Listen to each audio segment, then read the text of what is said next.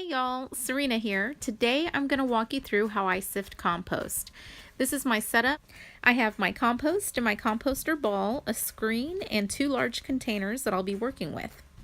First, I'm just going to loosen up the compost a little bit, then grab my shovel, grab a big scoop of it, and put it on top of the screen. Next comes the fun part. Shake, shake, shake, shake, shake. After sifting, I'm left with a much more broken down and workable, fine, soft compost that I can then add to my garden beds. Today, I'm going to amend this garden bed that I have some garlic growing there in the middle.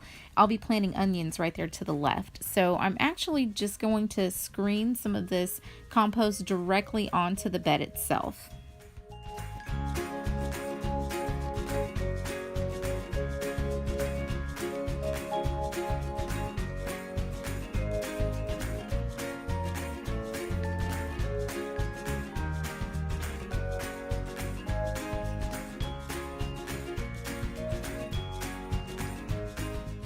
After sifting out the compost, I'll take what's left on top of the screen, the big chunks that didn't quite get broken down and decomposed, and I'm just going to put those in one of the buckets that will eventually work its way back into the composter ball.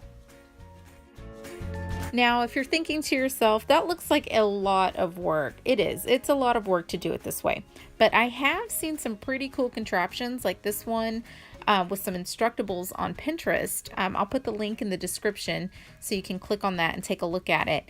I really wanted to get something like this made by the time I was going to do my composting for the garden this spring, but I didn't quite get it done, so I'm just going to have to do it the manual way for now.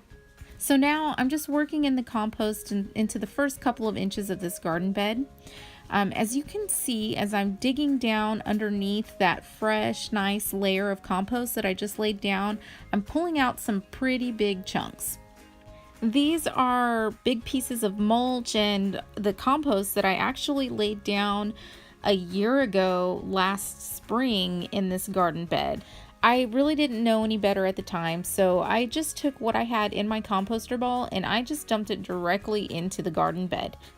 And I did not have successful growing last spring at all.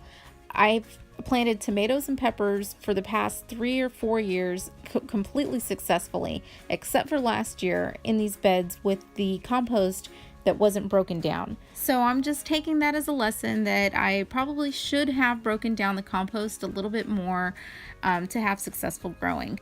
I hope this helps you guys grow an abundance of food in your own gardens. Thank you for watching.